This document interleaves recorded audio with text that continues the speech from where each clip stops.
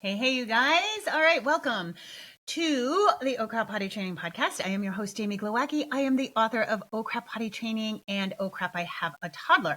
I also host another podcast called Oh Crap, I Love My Kids, but Holy Fuck.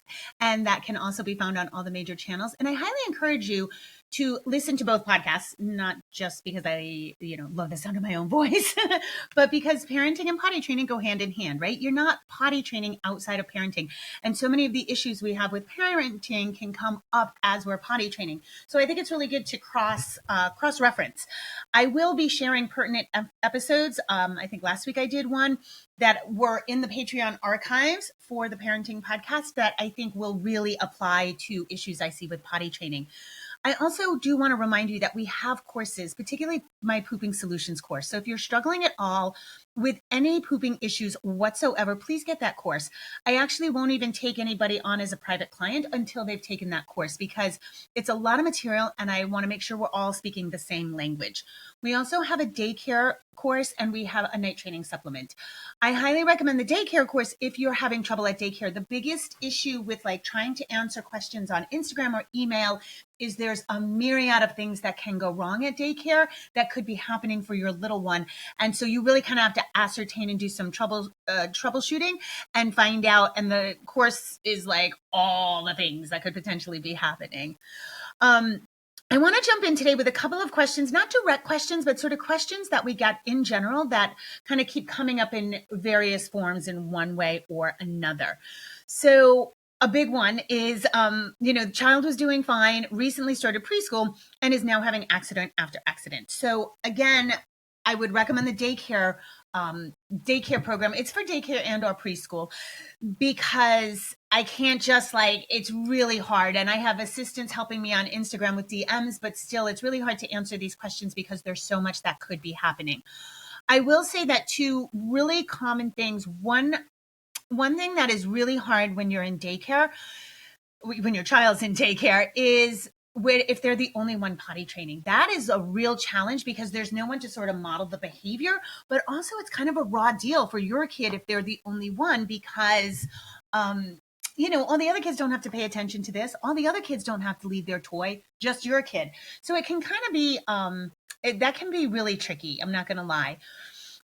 Another really big problem with daycare is that they don't have a system set up, and most daycares are really amenable to this. So if you do want to bring it up with them, it can be a really awesome thing for the whole classroom, which is some sort of system for whatever your child was playing with.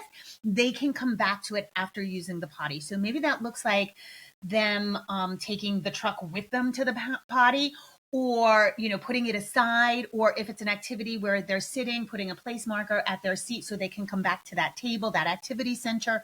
Because what happens is if the child has to choose between leaving their activity, leaving their thing they're playing with, going to the bathroom and not getting their thing back, they're really going to figure that out. Another big issue with daycare is outside. The kids get outside, they do some big play, they start moving around, everything gets moving, right? And in fact, if you're having trouble with poop at home, that's something you can do is start doing some big play, get things literally shaking up in there, right? That can stimulate a poop. But it often happens at recess. And that again is a very tricky situation that almost sometimes warrants a consult because it really depends on the school. It depends on the ratio, what the teachers will allow, if they will allow some big play inside before they go out, these kinds of things. So yeah, it's I think the biggest thing to remember too is if you get to a point where you're with your daycare or your preschool where you're on the verge of being kicked out and they want to re-diaper, I wouldn't fight them on that. These are the people in charge of your child. We will never know what's happening at daycare. That's the really hard part. So even with a private consult, when somebody comes to me and says they're struggling with daycare, I was like, okay, but listen, you got to understand something. I don't know what's happening there. And we never will. We never know how the teacher's prompting. Who knows? She could be frazzled. He could be busy. It could be it could be a passive aggressive prompt. It could feel mean to the child for whatever reason. We don't know what's happening in the classroom. We don't know if somebody's agitating the child. If there's excitement, the child doesn't want to leave. It can just be really we just don't know exactly. Like the teacher can say, I asked him to go to the bathroom and he didn't, and then he peed on the floor, but that's not quite the whole story. So again, that gets very, very tricky. And so if you're struggling, I'd start with the Daycare Blueprint and then maybe even a consult. Some version of this comes in. This particular version is my child self-initiated in block 1, but is starting to resist and have accidents in block 2. So this is a confusing question to me, because if they were self-initiating, what are they resisting? So that lets me know that you're prompting. What's tricky about self-initiation in block 1 is that it's usually you got lucky and it's not solidified, right? So there's very few kids who come out of the gates in the first days of potty training and self-initiate, which means they ask. They say, I gotta pee, and you can help them on that prompt. Most kids need prompting. Most kids do need you to see the signal, let them know the signal, and then prompt them, okay?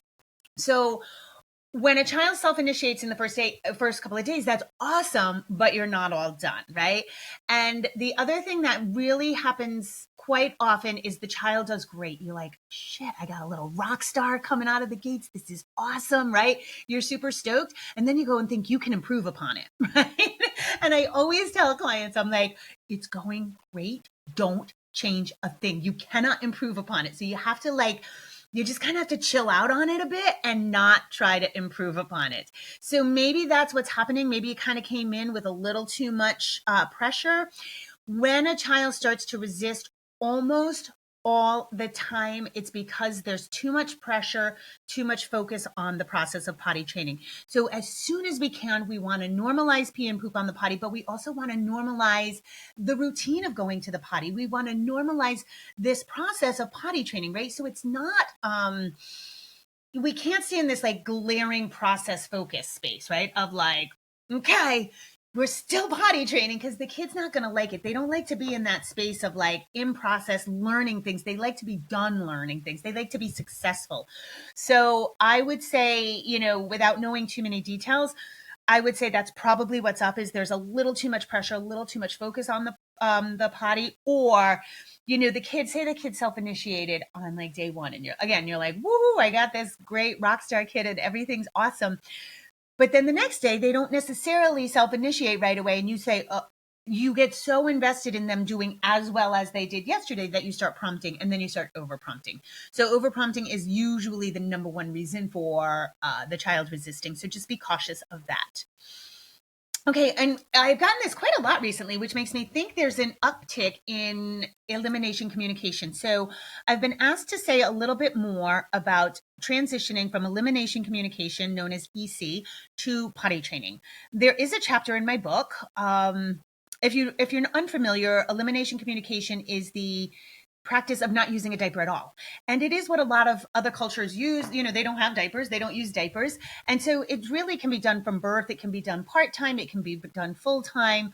It is,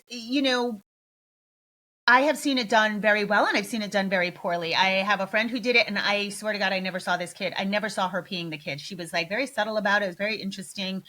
And that it can be awesome, but it also can be a hindrance actually to potty training. You would think, oh my goodness, they've never had the habit of a diaper. This is great. Potty training will be effortless. And that's not often the case, because what happens with elimination communication is early on, the parent is the cue, right? The parent sees the cue. And what's really interesting about EC, and you can look up videos about this, children will cue before they pee or poop. And you learn this very, very early on if you are watching the child and pretty attuned to the child. I will say this, I think elimination communication is really hard if you're going, if both parents are working outside the home, if you find that you've had postpartum depression, if you have a lot of anxiety after giving birth, if your hormones are kind of out of whack, sometimes your attunement to the child can be a little skewed, a little off, and that's okay. So get help, please. If you think you have postpartum depression or anxiety, 100% get help, reach out. But what happens, but the attunement can be off. And again, that happens. So it's okay. There's also a lot of moms who report not feeling very connected to their kid at first. And I just want to side note, say that's also okay. That happens. I think I fell in love with Pascal when he was 4 months. I was like connected, but not, I didn't feel that like, I mean, I would kill for him. I felt that protectiveness, but I don't know. I didn't feel that gushy something. But then 4 months, I don't know what it was, like the hormones or something, but all of a sudden I was like, oh, like I felt that. So I think bear in mind the amount of hormonal changes that happen in pregnancy, then birth, and postpartum are huge. So if you're not with that attunement, I think EC can be very challenging. But let's say you have it, and it is crazy. The kids they'll always do like a little wiggle, or there's a facial feature. You can actually see the child cueing that they're about to pee or poop. So then naturally they're newborns, right? Or maybe 3 months, or maybe even 6 months, whatever. And you notice that cue. And so you pee them, and you can pee them. Newborn pee is pretty innocuous. Some people pee in the sink. Some people have a little cup or container or a top hat potty. And some people go right to the toilet. The big thing here to remember is that in elimination communication, it is the parent responsible for the cue, right? And we see that in potty training. So when we take off the diaper, like I just said, right, it's your job. The child's not going to self-initiate. Very few kids, like you take off the diaper and they're like, oh, I'm going to go to the potty now. I feel like I have to pee. A lot of times we have to like, oh, you're peeing. Oh, let's get to the potty. Or then, you get a few seconds and you can say, oh, you're walking on tiptoes. Oh, you're grabbing your crotch. We reflect their, potty symptoms back to them. And then they start to take that on themselves. And then they build up the sensation of being able to hold it a few seconds. Oh, I got to go. And then they go. And so when we typically potty train, that takes about a week of concentrated work, right? And that can happen, a week, 7 to 10 days is usually the thing. So now with elimination communication, the habit that's already been formed is the parent catching the cue. In typical potty training, the habit that's been formed is the diaper and nobody caring where this kid pee or poops, right? So there are two different habits that we kind of have to break. So when we go from potty training, we take the habit of the diaper, we do 7 to 10 days of work of, reflecting that cue back to them, learning their cues, getting them to recognize their own cues. And that's how we potty train. So now we don't have the habit of the diaper with EC. What we have is an extended process of the parent noticing the cue. So if you've EC'd and you're struggling or concerned about potty training, what you want to do is you want to make sure you start working on that. That's the big transition with EC, is getting the cue from you, the parent, to become the child's cue. I have found with EC that this works best the minute the child is mobile. So really, you might want to start like officially potty training if you've EC'd, especially if you've EC'd from birth. You want to start maybe like when 12 months, as soon as they can start to really walk, you really want to start getting that into the child's hands.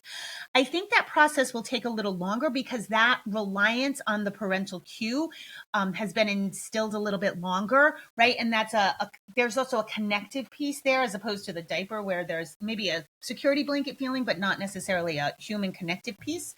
So you want to work on that transition right there.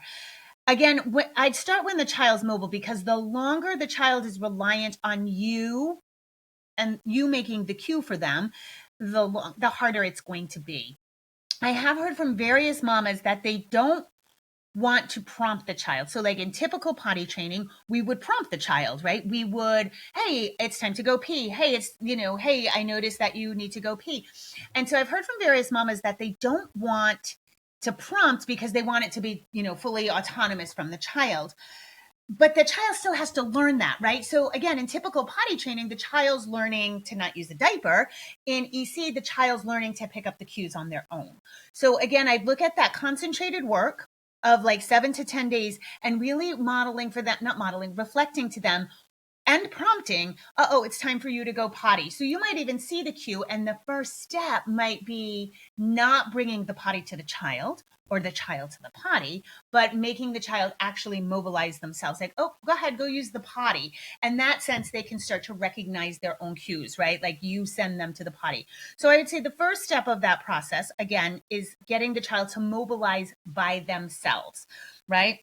And then the second part might be reflecting again, like, oh, I see that you're eyes are blinking. I see you're holding your crotch. I see you're standing on your tiptoes. Do you know what that means?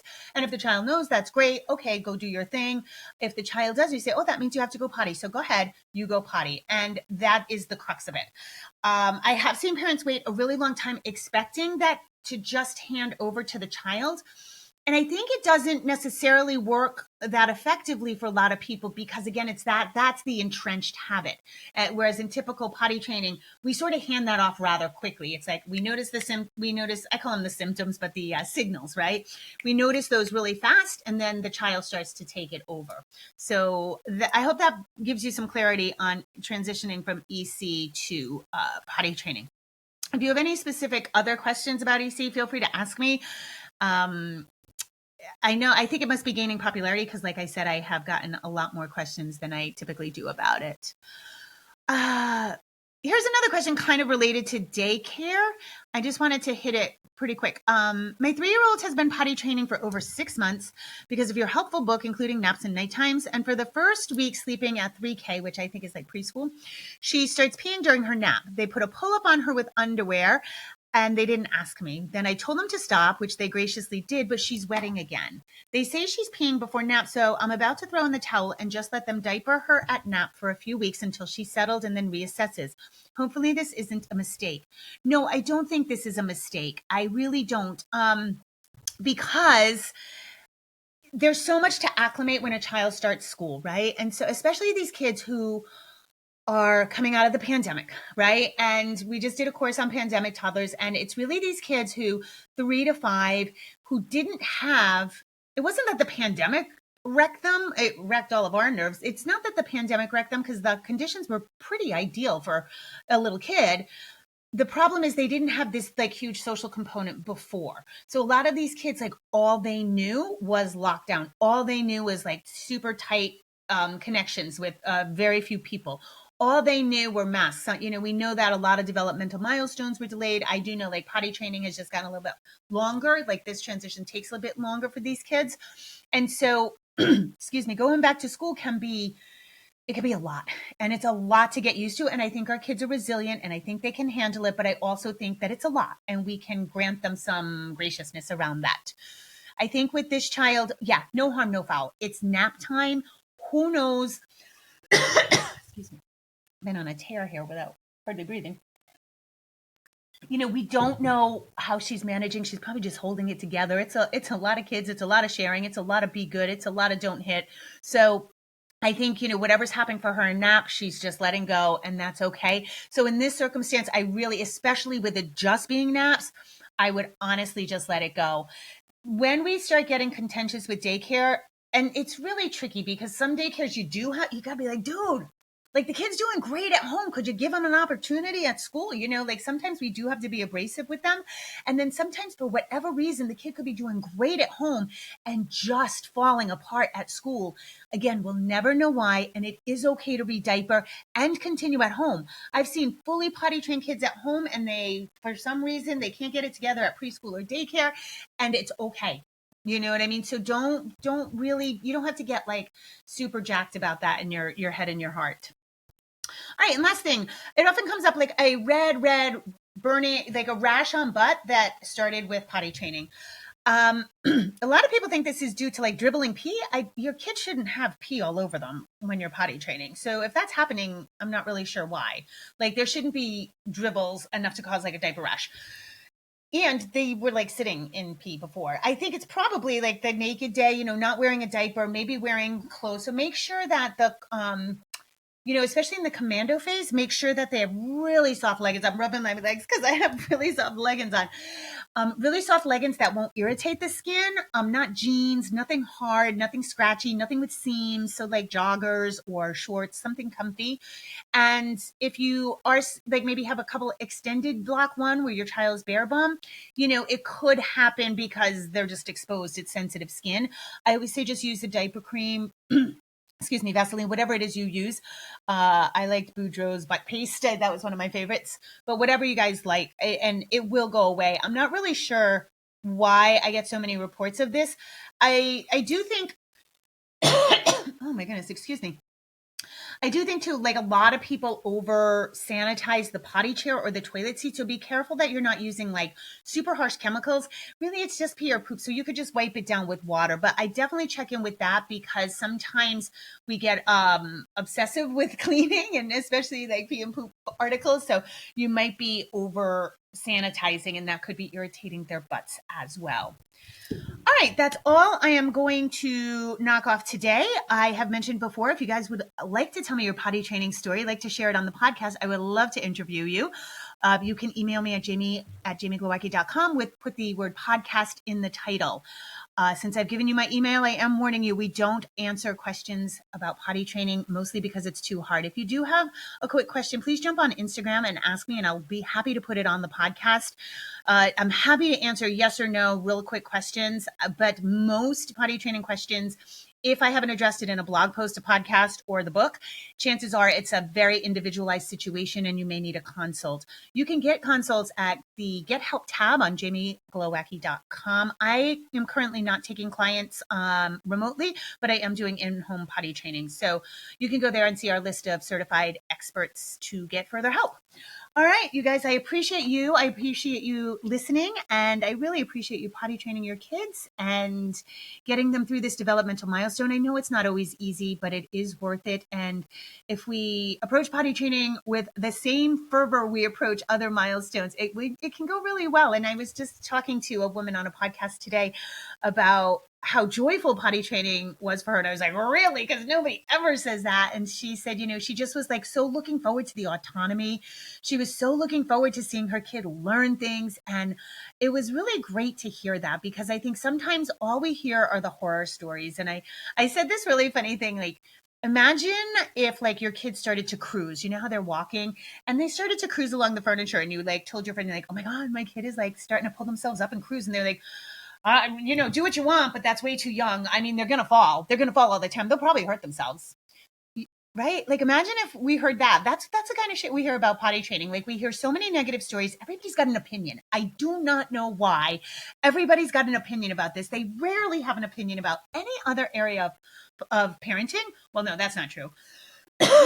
They really have ones about developmental milestones, right? Like nobody ever tells you your kid started to walk too early, right? So I think it's really important to see it through that lens, right? If we can look at it with excitement and not dread, that will go a long way in ease of potty training. But I think I'm doing a lot of this work on my other podcast, which is I wish we were more accepting. We just have seemed to categorize all aspects of parenting as good or bad. And so what we do is we try to hurry up and get rid of the bad so we can have all the good. But I wish we just experienced all the good and the bad as human, and it's like part of our human experience that we have to put our shit in some place. Otherwise it'd be a disaster, right? Like they move all over the place. So I think we tried that in the Middle Ages and we ended up with plague. So we really, we rush to get through these, like what we have deemed as bad feelings, bad milestones, bad, like, and the amount of dread I see in people about potty training, like, I can't stand, I can't believe I have to do this. Yeah. Then of course it's going to be yucky for you. You know what I mean? So mindset has a lot to do with everything in parenting, I think. And yeah, I just wish we just approached it with a little more joy. You don't have to, but I hope I'm adding a little joy to your life, or at least making potty training a little bit easier. All right, you guys, as always, rock on. I appreciate you.